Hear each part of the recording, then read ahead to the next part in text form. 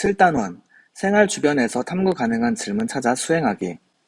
이 단원은 여러분들이 학교로 돌아왔을 때 수행평가와 관련 있는 단원이기 때문에 열심히 듣고 수행평가 시간에 적극적으로 참여해주기 바랍니다. 탐구 목표.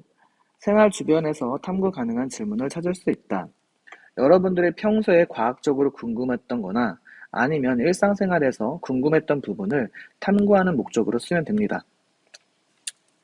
생활 속에서 발견한 문제 상황을 해결하기 위한 과학 탐구 활동 계획을 수립하고 탐구 활동을 수행할 수 있다.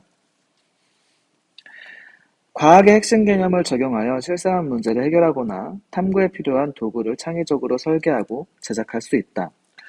우리는 실질적으로 수행평가할 때 실험을 하거나 또는 결론을 내는 일까지는 하지 않고 보고서 작성하는 과정까지만 할 겁니다.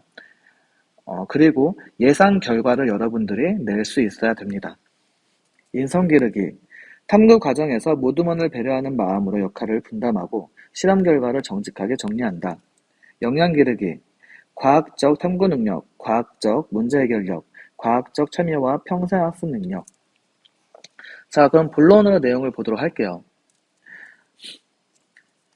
생활 주변에서 탐구할 문제를 찾기 위해서는 평소 주변을 관심 있게 관찰하여 궁금한 점을 떠올려야 한다. 예를 들어서 학교에 보관 중인 칫솔, 달려가는 자전거 등 일상생활에서의 경험을 바탕으로 주변을 주의 깊게 관찰하면 탐구 주제를 찾을 수 있다.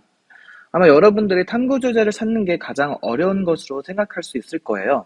근데 조금만 과학적으로 관심을 갖고 주위의 눈을 돌려본다면 여러분들 수준에서 충분히 할 수 있는 탐구 과제를 찾을 수 있기 때문에 선생님들에게 적극적으로 물어보고 탐구 과제를 찾는 것이 가장 중요합니다.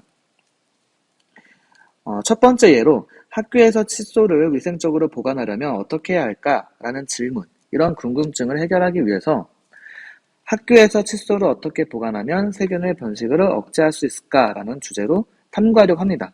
이때 가장 중요한 게 바로 가설을 설정해야겠죠. 여기서 가설은 칫솔의 보관 장소에 따라 번식하는 세균수가 다르다라는 가설을 설정하였습니다. 수업 시간에도 배웠겠지만 가설들은 변인으로 구성될 수 있습니다. 변인을 기억하지 못하기 때문에 다시 한번 변인에 대해서 알려주도록 하겠습니다. 변인은 독립변인이 있습니다. 독립변인은 조작변인과 통제변인이 있다고 했습니다. 조작변인의 경우는 실제 우리가 탐구하고 싶은 부분이기 때문에 바꿔서 그 변인들을 변형을 시켜야 되고, 통제변인 같은 경우는 이 조작변인 이외 모든 걸 다 맞춰줘야 되는 부분이기 때문에 통제변인은 다 여러 실험, 한 가지 주제에서 여러 실험에서 다 일치를 시켜줘야 됩니다. 자, 이번에 독립변인에 따라서 나올 수 있는 게 바로 종속변인이죠. 조작변인에 따라서 나온 결과가 바로 종속변인이 됩니다. 그래서 가설은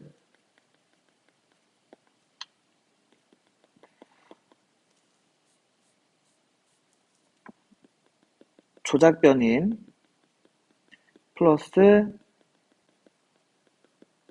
종속변인이라고 할 수가 있는데요. 이 가설을 한번 구분해 보도록 할게요. 칫솔의 보관 장소, 바로 여기가 조작변인이 되는 겁니다. 그리고 번식하는 세균 수가 다르다, 이 부분이 종속변인이 되는 거예요. 자, 그렇다면 조작변인은 계속 조작적으로 변화를 시켜줘야겠죠. 따라 이 칫솔에서 조작변인들은 그 칫솔 보관 장소가 조작변인인데 그 장소가 화장실이 될 수도 있고 학교이기 때문에 사물함 또는 창가, 이런 것들이 바로 조작변인의 예가 될 수 있습니다. 자, 종속변인 같은 경우는 이거에 따라서 세균수가 많을 수도 있고 적을 수도 있고 다양한 값들이 나올 수가 있겠죠. 이건 직접 실험을 해봐야 되는 그 결과이고, 그리고 여기 나와 있지 않지만 가설을 구성하지 않지만 우리가 반드시 알아야 될 통제변인, 이 통제변인은 나머지를 다 맞춰주는 부분이에요. 그럼 통제 변인이 어떤 것이 있을까요? 칫솔의 모양, 그리고 칫솔의 크기, 종류, 즉 똑같은 칫솔로 우리가 실험을 해줘야겠죠? 또는 칫솔의 처음 상태, 한 개는 물이 묻어있고 다른 한 개는 건조해서 각각 실험을 하게 된다면 이거는 실험이 일치되지 않겠죠. 그래서 이런 것들을 우리가 통제 변인을 시켜줘야 됩니다. 자, 두 번째를 볼게요. 두 번째 예시. 어떤 자전거가 더 빨리 달릴 수 있을까? 이 궁금증을 해결하기 위해 자전거의 빠르기에 영향을 미치는 요소는 무엇일까? 라는 주제로 탐구를 할 수 있습니다. 이런 경우 가설을 세워보면 자전거의 구조에 따라 속력이 다르다라는 가설을 설정할 수 있어요. 그럼 얘도 한번 분리를 시켜볼게요. 자전거의 구조가 조작 변인이 되겠죠? 그리고 속력이 변하는 것, 이 부분이 종속 변인이 될 수 있습니다. 그럼 이 조작 변인, 이 조작 변인에서는 어떻게 만들 수가 있을까요? 앞바퀴를 작게 만들 수도 있겠죠.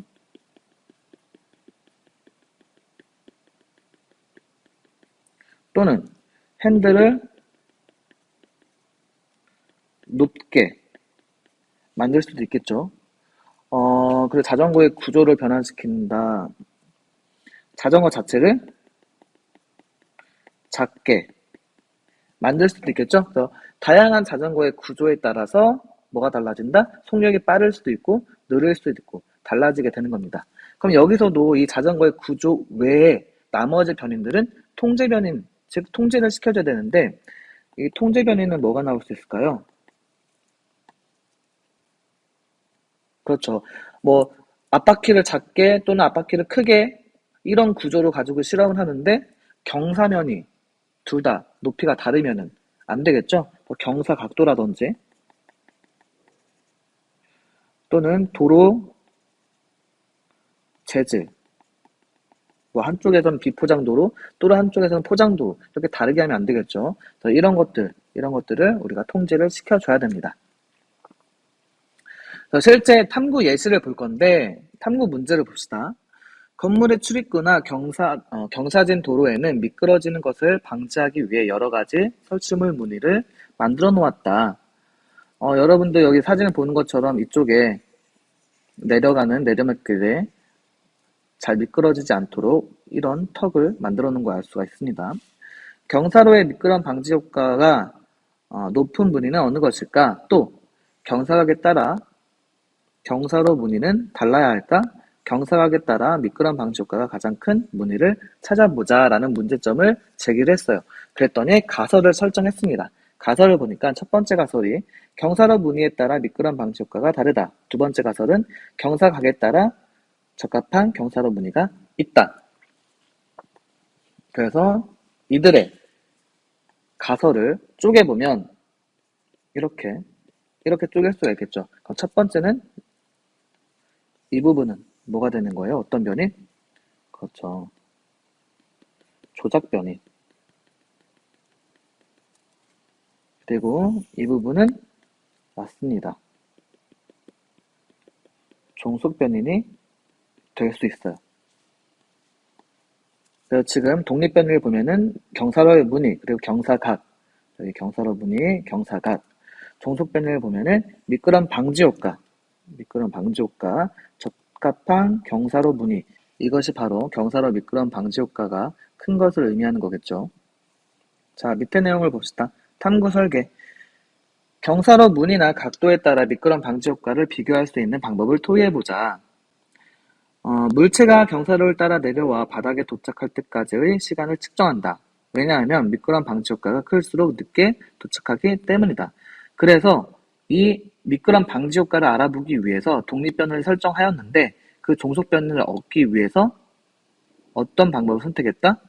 물체가 경사로 첫 부분부터 도착할 때까지의 시간을 측정해서 가장 느린 애가 미끄럼 방지 효과가 클 것이다 라는 결론을 내렸습니다. 그래서 종속 변인을 확인하기 위한 방법으로 이런 방법을 썼습니다. 위에서 토의한 방법에 따라 변인을 포함하여 탐구 과정을 설계해보자. 첫 번째, 경사로 모형을 만들고 무늬를 만들 수 있는 재료를 선택한다.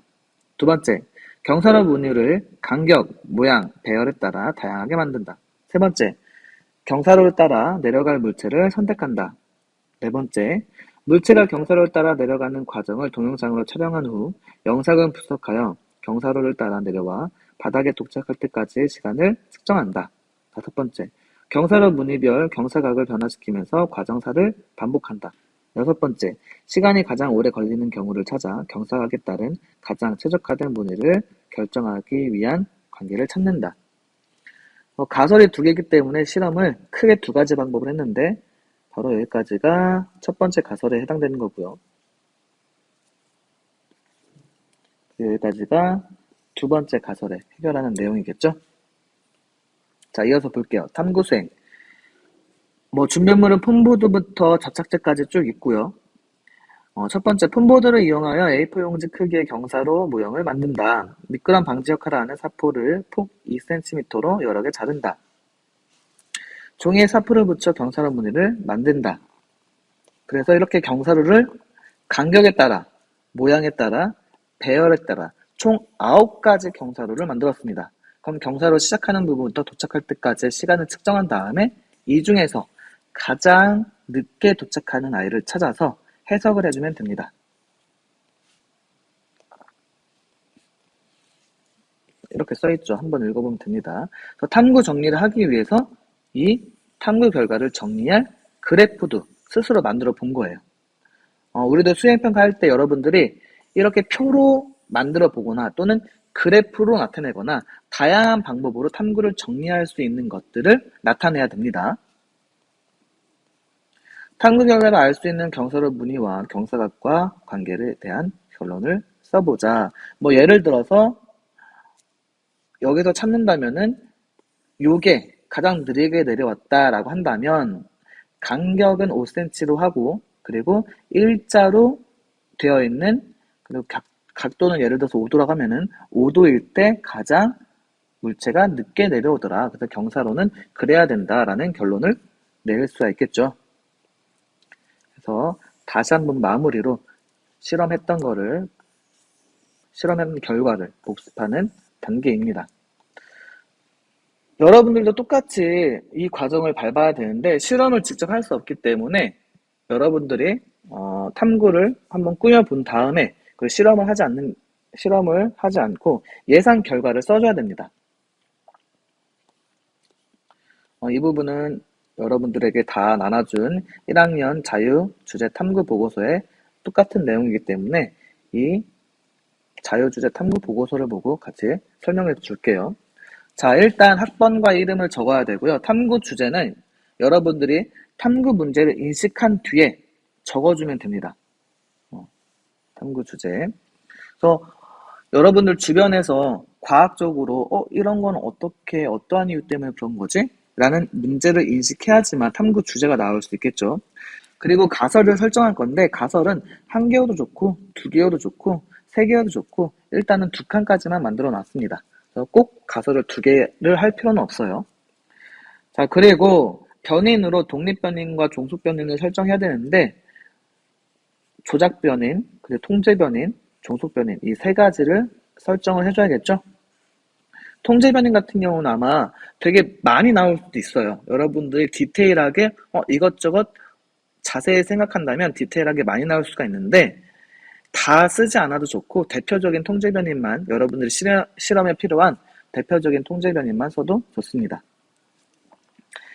그리고 실제 대조군과 실험군을 가지고 실험을 하게 되는 그런 탐구라면은 대조군과 실험군은 어떤 것인지 작성해주면 됩니다. 그리고 실험 방법은 그림으로 자유롭게 표현을 해도 좋고요. 반드시 1번 어떻게 한다, 2번 어떻게 한다, 3번 어떻게 해야 된다. 이게 다 들어가야 됩니다. 예를 들어서 그림을 적는 경우는 그림만 적어서는 안 되고 1번 실험이 있다. 그럼 1번 이렇게 되고 그 다음에 두 번째 단계 이렇게 넣는 단계가 있다. 그럼 두 번째는 이렇게 되고 그리고 뭐 세 번째, 뭐 가열을 한다. 어, 세 번째. 이런 식으로 그림과 같이 나타낼 때는 이렇게 표현해도 좋고, 선생님, 저는 그림을 안 그리고 싶어요 하는 친구들은 뭐 1번, 2번, 3번, 이런 식으로 실험 방법을 나타내도 좋습니다. 자, 그리고 마지막, 결과는 그래프 또는 표를 만들어 작성한다고 되어 있죠? 그래프, 표, 뭐 벤 다이어그램, 다양한 방법으로 여러분들이 결과를 나타내면 되는데, 반드시 그래프나 표와 같이 정리하는 부분이 들어 있어야 됩니다. 그래서 아마 이 부분이 여러분들이 많이 어려워할 수도 있는데, 이 부분은 정말 어렵다면 선생님과 상의해서 선생님께 질문을 던져서 여러분들이 도움을 받을 수 있도록 하세요. 그리고 마지막으로 어떻게 될 것인지 예상 결론을 내면 됩니다. 이 예상 관련은 뭐와 관련이 있을까요? 그렇죠. 가설과 관련이 있겠죠. 그래서 마지막으로 여러분들이 탐구를 수행하면서 어렸던 점, 그리고 어떻게 극복했는지, 잘한 점, 개선할 점 등을 포함한 고차를 적어주시면 됩니다. 자, 여러분들께 몇 가지 공지를 한번 해줄게요. 아마 실제로 수행평가가 어떻게 진행되는지에 대해서 궁금한 친구들이 있을 텐데, 온라인 기간 때랑 그리고 실제 학교 등교했을 때를 알려드리도록 할게요. 온라인 기간 때는 선생님들이 아마 연습지를 나눠줬을 거예요. 그 연습지에다가 연습해보는 시간을 가지면 돼요. 선생님들에게 물어보는 거 가능합니다. 그래서 개별적으로 연락을 하던지 아니면 오픈 채팅방에 연락을 하던지 해서 선생님들께 궁금한 점을 물어보면 돼요. 그리고 미리 만들어 놓는 거 가능합니다. 당일날 만들어 놓은 걸 가져와서 그대로 베껴도 돼요. 그렇기 때문에 여러분들이 더 수월하게 할 수 있겠죠. 여러분들이 온라인 끝나자마자 학교로 오면은 바로 수행평가예요. 바로 그날의 수행평가이기 때문에 당일 시간은 더 주지 않습니다. 당일 2시간 동안 제작을 하게 될 거예요. 그리고 미리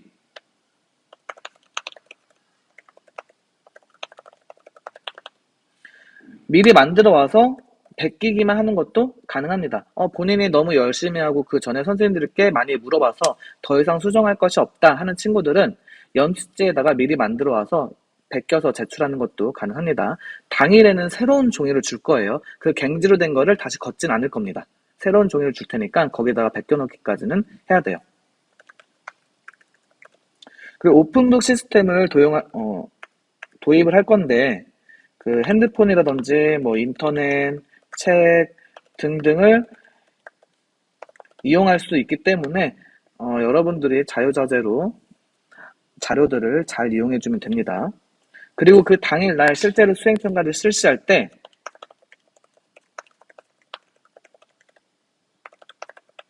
선생님들에게 질문이라든지 또는 도움 요청이 가능하기 때문에 언제든지 질문을 던지고 그리고 도움을 요청해 주세요. 그리고 아까 전에 말했지만 단 몇 시간 내에 제작을 해야 된다? 2시간 내에 제작을 해야 됩니다. 자, 이번 강의가 여러분들 수행평가하는데 많이 도움이 되었으면 좋겠고요.